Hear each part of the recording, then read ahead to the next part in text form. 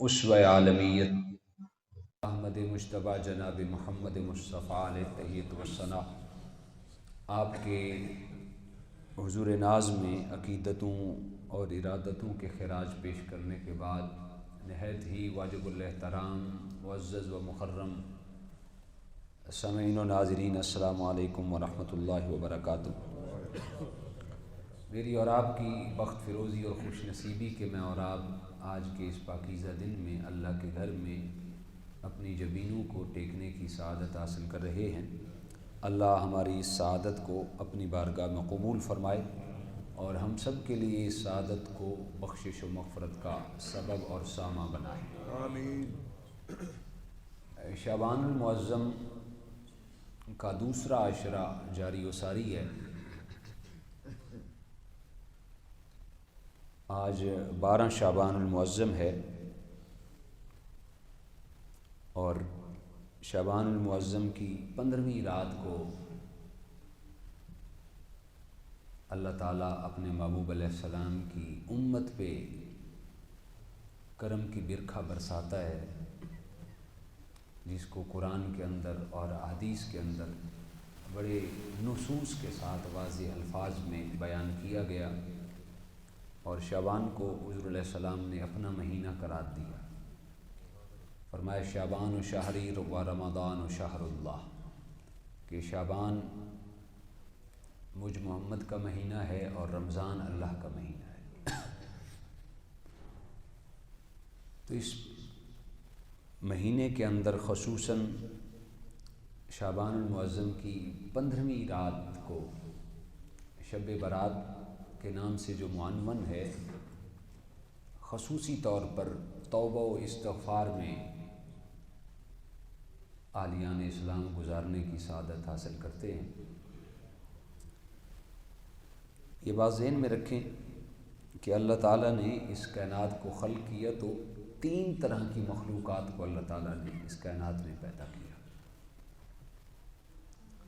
ایک وہ مخلوق ہے جسے اللہ تعالیٰ نے عقل کا نور عطا کیا ہے لیکن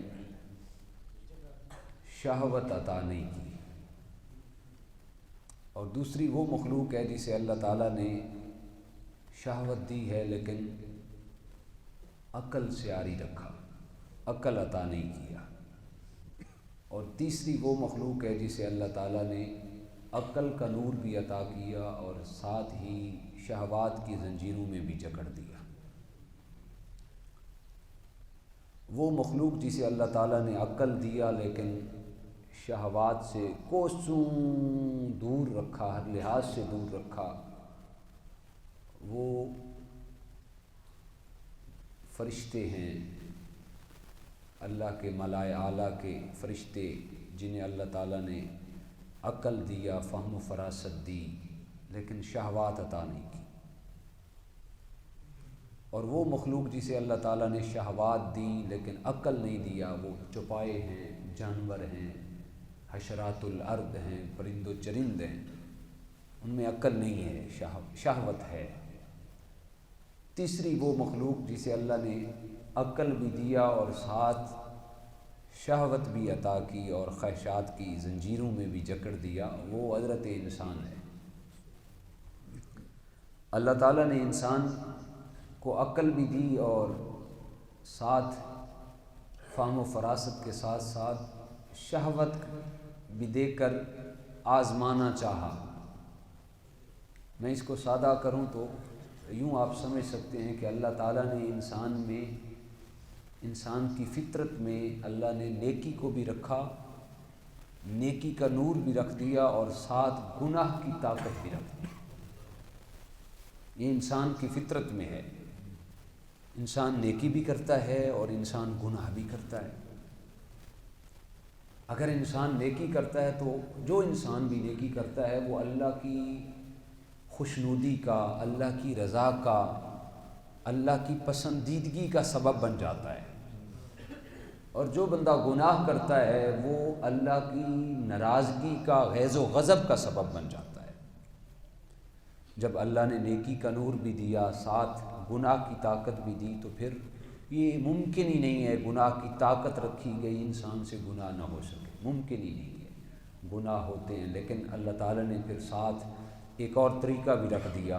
میں اگر گناہ ہو گیا ہے، کیونکہ انسان نسیان سے ہے، خطا کا پتلا ہے، کیونکہ میں نے طاقت کا نور، نیکی کا نور بھی رکھا اور ساتھ گناہ کی طاقت بھی رکھی، یہ انسان خطا کا پتلا ہے۔ اگر گناہ ہو جائے تو پھر اللہ نے ایک اور راستہ دیا، بڑا خوبصورت، بڑا واضح، چمکتا ہوا راستہ۔ فرمایا اگر گناہ کر بیٹھو تو پھر اس گناہ پر ڈٹ مت جانا، اس پر مضر نہ ہو جانا، بلکہ اس گناہ پر نادم ہو کر، پشیماں ہو کر میرے حضور شرمندگی کے ساتھ آ کے سجدہ ریزی کر کے توبہ کر لینا۔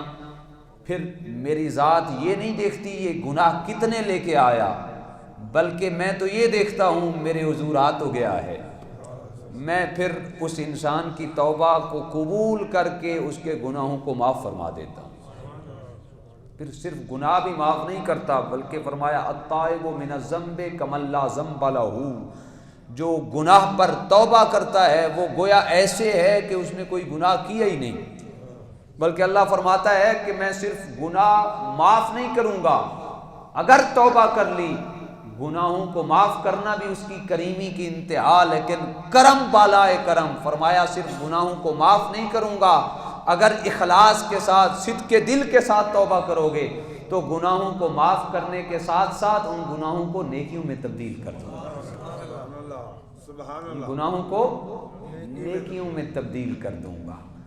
آج کمی ہے تو ہماری جانب ہے، ہیں آج وہ مائل بعطا اور بھی کچھ مانگ، ہیں آج وہ مائل بعطا اور بھی کچھ مانگ، جو مانگ لیا سو مانگ لیا، آج اور بھی کچھ مانگ۔ اللہ کی ذات یہ نہیں دیکھتی یہ کس انداز میں آیا، کیسے آیا، یہ خود آیا یا کسی نے بھیجا، بلکہ اللہ کو یہ بات پسند آتی ہے کہ کوئی میرا بندہ میرے بندوں کے وسیلے سے میری بارگاہ میں آئے۔ اللہ تعالیٰ نے ارشاد فرمایا یا ایھا الذین آمنوا توبوا الی اللہ توبۃ نصوحا، اے ایمان والو توبہ کرو، توبۃ نصوحا، ایسی توبہ کرو جس طرح توبۃ النصوح ہوتی ہے، توبۃ النصوح کرو۔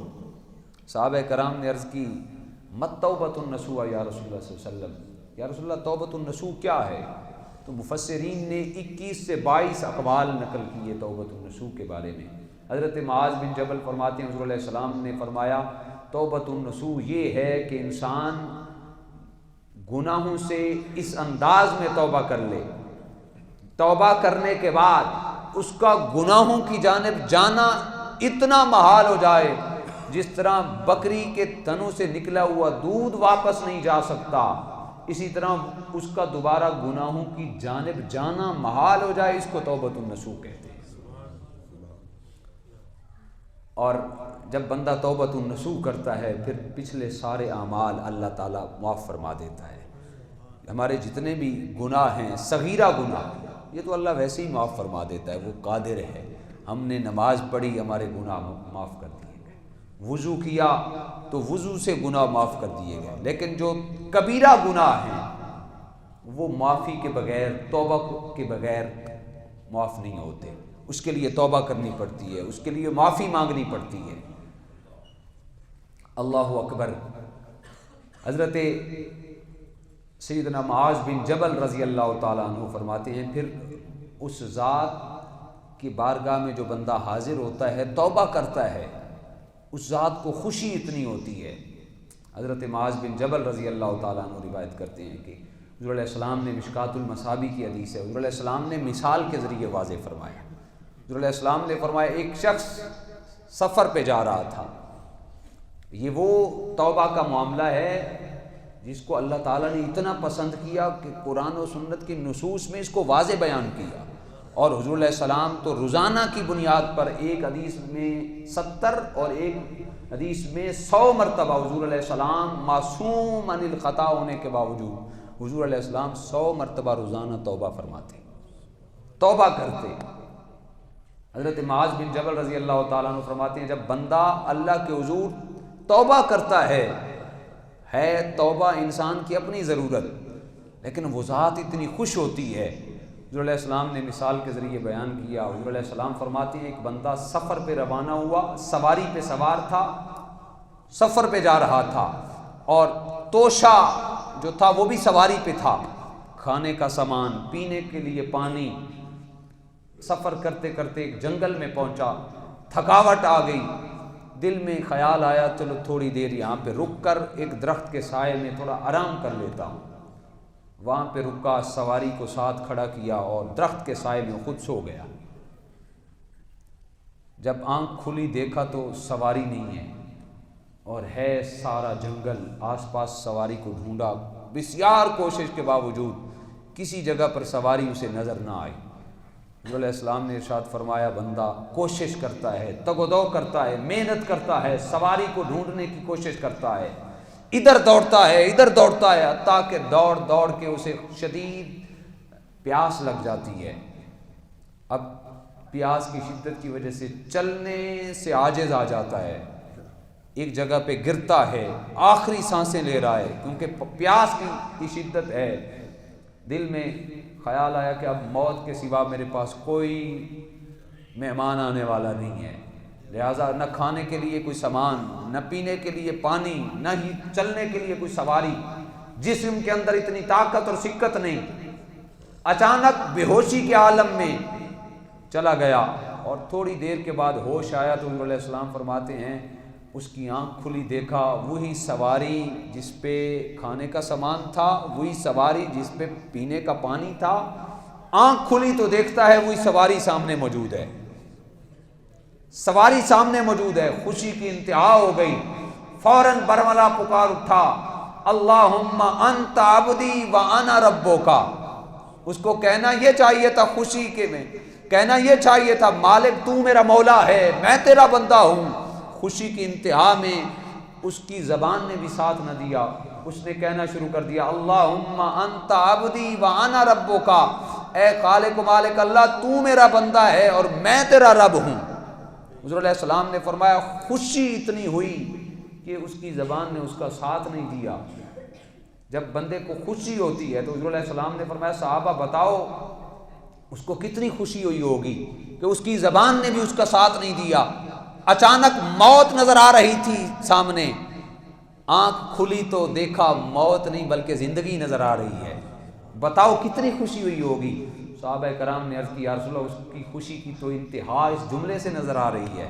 حضور علیہ السلام نے فرمایا میرے صحابہ اللہ پاک اس سے کئی درجے زیادہ خوش ہوتا ہے جب اس کا بندہ اس کے در پہ حاضر ہو کر توبہ کر کے اس کے راستے کو اختیار کر لیتا ہے۔ اللہ کو اس سے بھی زیادہ خوشی حاصل ہوتی ہے جب اس کا بندہ اس سے توبہ کرتا ہے۔ اللہ اکبر۔ تو بھائیو آج وقت کی ضرورت ہے، یہ شعبان المعظم کا مہینہ ہمیں توبہ کا درس دیتا ہے، اور جو آنے والی رات ہے جو پرسوں ہوگی شب برات کی رات، وہ بھی ہمیں توبہ کا درس دیتی ہے، توبہ کا درس دیتی ہے۔ اللہ اکبر۔ اور پھر اللہ پاک اتنا خوش ہوتا ہے، توبہ جو بندہ کرتا ہے اتنا خوش ہوتا ہے۔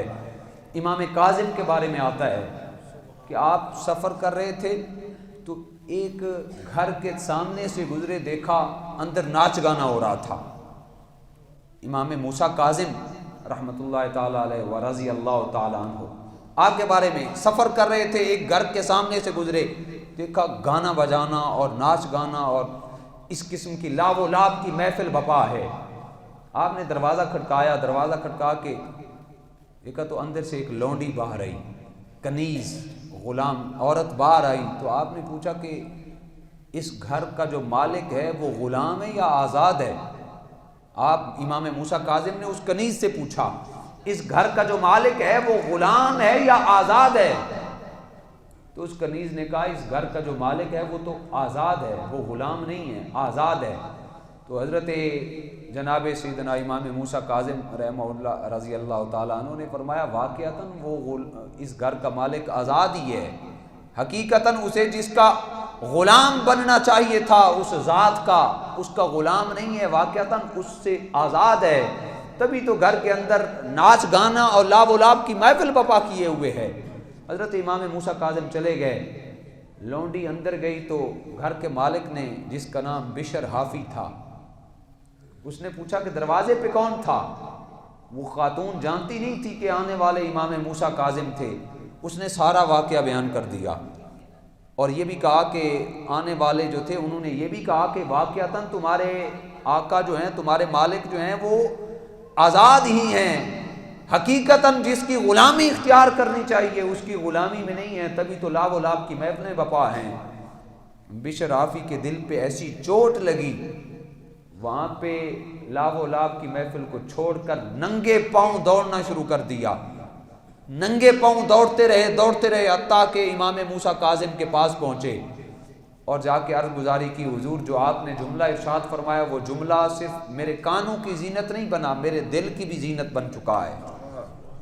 میں واقعتاً اس کی غلامی جو مجھے اختیار کرنی چاہیے تھی، اس کی غلامی کا پٹا میں نے اپنے گلے میں ڈالا ہی نہیں ہے، میں تو واقعتاً اس کے ملک سے آزاد گھوم رہا ہوں، تبھی تو لاب و لاب کی محفلیں بپا کر رہا ہوں۔ حضور مہربانی فرمائیں، مجھے معافی مجھے مل سکتی ہے؟ امام موسیٰ کاظم نے فرمایا وہ ذات اتنی قادر مطلق ذات ہے، اس کو وہ ذات تو تب ناراض ہوتی ہے جب کوئی اس کے دروازے پہ نہ آئے۔ اس کے دروازے پہ جو جتنا مرضی اگر 100 لوگوں کا قاتل بھی آ جائے تو وہ ذات تو اس کو بھی معاف فرما دیتی ہے۔ فرمایا ابھی سجدہ کرو اور اللہ کے حضور سچی توبہ کرو، اللہ کی ذات تمہیں معاف فرما دے گی۔ تو حضرت بشر حافی رحمہ اللہ نے اللہ کے حضور سچی توبہ کی اور توبہ کر کے امام موسیٰ کاظم کے ہاتھ پہ بیعت کی، اس لیے آپ کو حافی کہا جاتا ہے۔ پھر ساری زندگی آپ نے ننگے پاؤں گزاری، حافی کہتے ہیں ننگے پاؤں چلنے والا۔ کیوں؟ اس لیے کہ آپ نے سوچا کہ جس وقت میں اللہ کے حضور حاضر ہوا تھا وہ مرحلہ میرے لیے کائنات عالم کا سب سے عظیم مرحلہ تھا، سب سے عظیم سعادت تھی۔ جس وقت میں اپنے خدا کے حضور حاضر ہوا اور جس وقت میں اللہ کے حضور حاضر ہوا تھا میرے پاؤں میں جوتی نہیں تھی، لہٰذا زندگی بھر میں نے اب جوتی پہننی ہی نہیں ہے۔ ساری زندگی آپ نے ایسے گزار دی، اور حتیٰ کہ آپ کی تاریخ اور آپ کی سیرت کے حوالے سے آتا ہے کہ اس علاقے کے گلی کے اندر جو جانور تھے اللہ نے ان کو بھی یہ آرڈر جاری کر رکھا تھا کہ وہ گلیوں کے اندر گوبر نہیں کرتے تھے، کہیں اس گلی کے اندر گوبر جانور کریں اور بشر حافی کے پاؤں میں نجاست نہ لگ جائے۔ اور آپ کی سیرت میں نے پڑھا ہے کہ ایک دن کسی شخص کے جانور نے گلی میں گوبر کر دی تو لوگوں کے اندر یہ مشہور ہونا شروع ہو گیا، لہٰذا آج لگتا ہے کہ بشر حافی دنیا سے رخصت ہو گئے ہیں، گلیوں کے اندر جانور گوبر کر رہے ہیں۔ جب تحقیق کی گئی تو واقعتاً پتہ چلا کہ آج بشر حافی کا انتقال ہو گیا ہے۔ اور پھر یہ وہ بشر حافی تھے جو لاب و لاب کی محفلیں بپا کرتے، جب اللہ کے حضور توبہ کی اور اللہ نے پھر اتنا اعلیٰ مقام دیا کہ سیدنا امام احمد بن حنبل جیسی شخصیت آپ کے پیچھے پیچھے چلتے اور آپ کے پیچھے پیچھے دوڑتے۔ کسی نے امام احمد بن حنبل کو کہہ دیا کہ آپ زمانے کے امام، زمانہ آپ کے مسائل کے مطابق عمل کرتا ہے اور آپ ایک مجذوب کے پیچھے دوڑتے رہتے ہیں، وجہ کیا ہے؟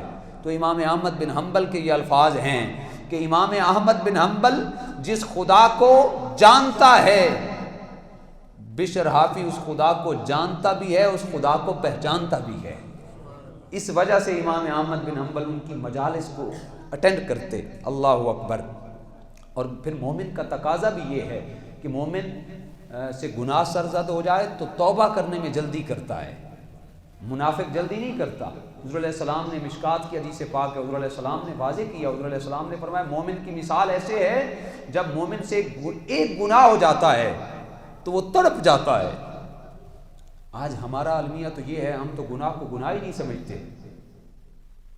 مومن کی پہچان حضور علیہ السلام نے بیان کی۔ حضور علیہ السلام نے فرمایا ایک شخص کو زنجیروں میں جکڑ دیا گیا اور اس کو ایک جگہ پر باندھ دیا گیا زنجیروں میں جکڑ کر، اور اس کے اوپر سے ایک بہت بڑا وزنی پتھر گرایا گیا، اور وہ جو پتھر کو دیکھ رہا تھا اندر ہی اندر مر رہا تھا۔ ابھی یہ پتھر میرے سر پہ گرے گا، میرا سر کچل ڈالے گا، ابھی یہ پتھر گرے گا، میں ملیا میٹ ہو جاؤں گا، بھسم ہو جاؤں گا۔ حضور علیہ السلام نے فرمایا جو باندھا ہوا شخص اس پتھر کے نیچے بیٹھ کر اپنی زندگی کی آخری سانسیں گزار رہا ہوتا ہے اور اس پتھر کا بوجھ محسوس کر رہا ہوتا ہے، حضور علیہ السلام نے فرمایا مومن سے جب ایک گناہ ہو جاتا ہے اس گناہ کا مومن بھی اتنا بوجھ محسوس کرتا ہے، اس گناہ پہ نڈر نہیں ہو جاتا، اس گناہ پہ بے باک نہیں ہو جاتا، گناہ کو گناہ ہی نہیں ایسا نہیں، بلکہ مومن وہ ہوتا ہے جو اس انداز میں اپنے اوپر گناہ کو بوجھ سمجھتا ہے۔ پھر ساتھ ہی حضور علیہ السلام نے یہ بھی بیان کیا اور میں منافق کی پہچان اس سے الگ ہے، مومن تو اپنے لیے گناہ کو بوجھ سمجھتا ہے، حضور علیہ السلام نے فرمایا جبکہ منافق کی پہچان اور مثال یہ ہے کہ جیسے مکھی ناک پہ نہیں بیٹھتی، بندہ ایسے ہاتھ کرے اور مکھی کو اڑا دے اور اس کے بعد بات ختم۔ فرمایا منافق گناہ کو ایسے سمجھتا ہے، گناہ کو گناہ ہی نہیں سمجھتا، جبکہ مومن گناہ کو اتنا بوجھ سمجھتا ہے کہ یہ ابھی گرے گا اور مجھے تباہ و برباد اور ہلاک کر دے گا۔ اور پھر مومن کے بارے میں یہ بھی فرمایا مومن پھر توبہ کرنے میں جلدی کرتا ہے، توبہ کرنے میں جلدی کرتا ہے، اور پھر جب اللہ کے حضور مومن توبہ کرتا ہے اللہ اتنا خوش ہوتا ہے، اللہ اتنا راضی ہوتا ہے توبہ کرنے سے۔ حضور علیہ السلام نے فرمایا اللہ تعالیٰ اس کے گناہوں کو صرف معاف نہیں کرتا بلکہ اس کے گناہوں کو نیکیوں میں تبدیل بھی فرما دیتا ہے، نیکیوں میں تبدیل فرما دیتا ہے۔ اللہ اکبر۔ اس کے حضور حاضر تو ہوں، ہم حاضر نہیں ہوتے۔ یہ جو آنے والی رات ہے شب برات کی رات، اس رات ہم نے اپنے اللہ کے حضور حاضر ہونا ہے، اس کی رات کے اندر ہم نے سب سے بڑھ کر اللہ کو راضی کرنا ہے، ایسے اعمال سر انجام دینے ہیں جس سے اللہ کی رحمت کے ہم امیدوار بن جائیں۔ حضرت سیدنا امام حسن رضی اللہ تعالیٰ عنہ جو حضور علیہ السلام کے نواسے تھے، جناب امام حسین کے بڑے بھائی تھے، مولا کائنات کے فرزند ارجمند تھے، آپ جب اس رات کو پاتے تو حضور علیہ السلام کی بارگاہ میں حاضر ہوئے۔ آپ سے روایت ہے کہ حضور علیہ السلام کو عرض کی حضور میں نے اس رات کو 3 حصے بنائے ہوئے ہیں، اس رات کو میں 3 حصوں میں گزارتا ہوں، ایک حصہ میں حضور علیہ السلام کی ذات پہ درود پاک پڑھتا رہتا ہوں، ایک حصہ درود پاک پڑھتا رہتا ہوں، اور دوسرا حصہ میں ذکر و اذکار کرتا ہوں، اور تیسرا حصہ اس رات کا میں اس انداز میں گزارتا ہوں کہ ساری رات پھر میں کھڑے ہو کے قیام کرتا ہوں۔ تو کم از کم ہمیں یہ جو رات آنے والی ہے عشاء کی نماز جماعت کے ساتھ مسجد میں پڑھنی چاہیے، اور پھر صبح کی نماز بھی جماعت کے ساتھ پڑھنی چاہیے، پھر زیادہ سے زیادہ ہم اس رات نوافل کی بجائے جو قضا نمازیں ہیں وہ ادا کریں، ایسے کام کریں جن سے اللہ کی رحمت ہماری جانب متوجہ ہو۔ انشاءاللہ حسب سابق اس سال بھی شب برات کی عظیم رات شب بیداری کا اس مسجد میں اہتمام ہوگا، عشاء کی نماز کے بعد محفل شروع ہوگی، اور جس طرح پچھلے سالوں میں ہوتا ہے ساری رات کا ہمارا وہ انتظام ہوتا ہے، اس سال بھی ہوگا۔ آخر میں اس بات پہ تھوڑا سا آپ کو آگاہ کرنا چاہتا ہوں، حالیہ کچھ 1 ہفتہ قبل ہمارے پاکستان کے اندر جو اعلیٰ عدلیہ کا اعلیٰ ادارہ ہے سپریم کورٹ جس کو کہتے ہیں، وہاں پہ ایک فیصلہ کیا گیا، اس حوالے سے میں آپ کو تھوڑی سی اویئرنیس دینا چاہتا ہوں کہ ہائی کورٹ کے اندر ایک قادیانی پہ فرد جرم عائد کی گئی، اور پھر اس فرد جرم پر تخصیص کے لیے ایک کیس سپریم کورٹ میں دائر کیا گیا کہ اس فرد جرم سے بعض دفعات کو خارج کیا جائے۔ تو جب سپریم کورٹ میں وہ فیصلہ گیا تو ہمارے جو سپریم کورٹ کے چیف جسٹس ہیں انہوں نے اس پر جو ریمارکس دیے، انہوں نے کہا جی قرآن کے اصول کے مطابق اور آئین پاکستان کے مطابق کسی کی آزادی کو ہم سلب نہیں کر سکتے، ہر انسان کو مذہبی آزادی حاصل ہے، لہٰذا انہوں نے کچھ ان دفعات کو نہ صرف خارج کیا بلکہ اس مدعا کو جو کیس میں تھا قادیانی تھا اس کو آزاد بھی کر دیا۔ جبکہ اس حوالے سے اگر دیکھا جائے کہ ہر انسان کو مذہبی آزادی حاصل ہے آئین پاکستان کے مطابق اور قرآنی اصول کے مطابق، تو وہ آزادی کیسی حاصل ہے، کتنی آئین پاکستان کے مطابق کتنی آزادی حاصل ہے، اور پاک قرآنی اصول کے مطابق کتنی آزادی حاصل ہے. 298C اور 298B، 298B اور 298C، یہ دو آئین ہیں، ایکٹ ہیں، جنہیں قادیانی ایکٹ بھی کہا جاتا ہے. 298B اور 298C، جس کا مختصر سا ترجمہ یہ ہے کہ، اور یہ فیصلہ، یہ قانون آج کا نہیں بنا ہوا، اس وقت کے سپریم کورٹ کے فل بینچ نے یہ فیصلہ دیا تھا. اور وہ یہ قانون 298B اور C یہ ہیں کہ قادیانی جو ہیں یہ غیر مسلم ہیں، یہ اپنے آپ کو مسلمان نہیں کہلوا سکتے.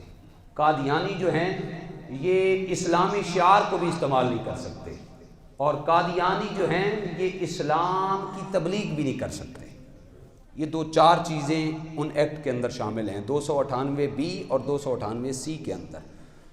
آج بات تو ہو گئی، بات کرنے کے بعد جب پریشر آیا اور یہ کہا گیا کہ نہیں جی مولویوں کو انگریزی نہیں آتی، مولویوں کو یہ نہیں ہوتا، اس وجہ سے ان کو پتہ نہیں ہم نے کیا کیا ہے، ہم نے کیا نہیں کیا. آپ ابھی گوگل پہ جا کے دیکھیں 298B اور C یہی ایکٹ ہیں.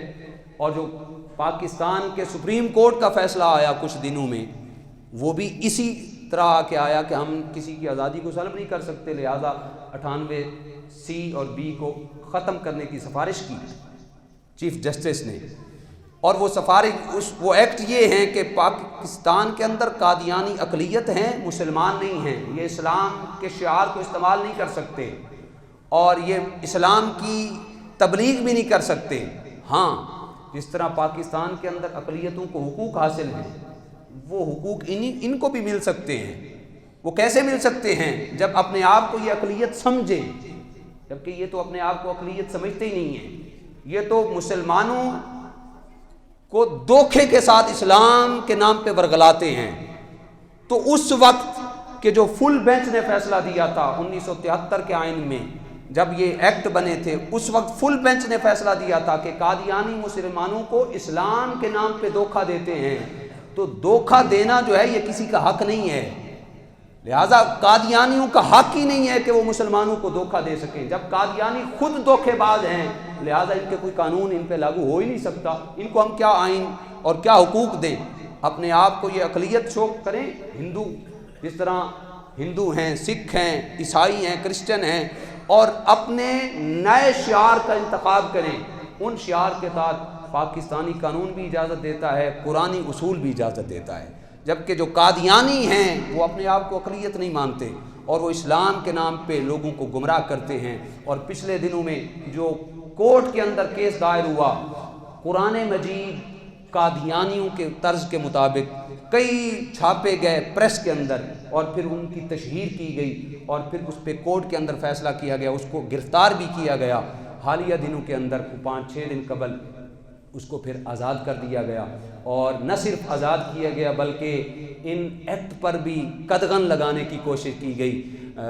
یہ اعلیٰ عدلیہ کے، میں سمجھتا ہوں ان کو بھی یہ بات زیب نہیں دیتی، ہمارے پاکستان کے اداروں کو بھی یہ بات زیب نہیں دیتی، کیونکہ قرآنی نصوص کے مطابق، قرآن اور سنت کے مطابق اور جمی اجماع کے مطابق حضور علیہ السلام آخری نبی ہیں. آپ کے بعد کوئی نبی نہیں آ سکتا. اور کسی نبی کی آمد کا جو بندہ کہتا ہے، اور جو کہتا ہے کہ رسالت امام صلی اللہ علیہ وسلم کے بعد کوئی اور نبی آ سکتا ہے، وہ دائرہ اسلام سے خود خارج ہے. اور قادیانی سارے اسی کیٹیگری کے اندر ہیں. تو پاکستان کے اندر قادیانی مذہبی آزادی کو بنیاد بنا کر قادیانیوں کے لیے راستے کھولے جا رہے ہیں. لہٰذا یہ راستہ کھولنا نہ صرف میرے لیے نقصان دہ ہے، یہ راستہ کھولنا آپ کے لیے بھی نقصان دہ ہے. یہ راستہ کھولنا اسلام اور پاکستان کے لیے بھی نقصان دہ ہے. جب قانون نے، اسلام نے کہہ دیا وہ اقلیت ہیں، تو ہمیں اس کو پاس کرنے میں کون سی حرج ہے؟ لہٰذا ہم یہ مطالبہ کرتے ہیں. پاکستان، ہمارے منہ میں صرف زبان ہے، ہم تو اپنی زبان سے یہ بات کر سکتے ہیں، ہم اور تو کچھ نہیں کر سکتے. لہٰذا پاکستان کے حق میں بھی یہ بہتر ہے، اسلام اور ہم سب کے حق میں بہتر ہے جو قرآن کا فیصلہ ہے اور جو اسلام کا فیصلہ ہے اور جو آئین پاکستان کا فیصلہ ہے، اس کے مطابق اگر پاکستان کو چلایا جائے تو یہ ملک انشاءاللہ قیام قیامت تک آباد بھی رہے گا اور شاد بھی رہے گا، اور انشاءاللہ قیام قیامت تک اس ملک کے اندر حضور کی عزت اور عظمت اور ختم نبوت کے جھنڈے اور علم انشاءاللہ لہراتے رہیں گے۔ اللہ ہم سب کو توفیقات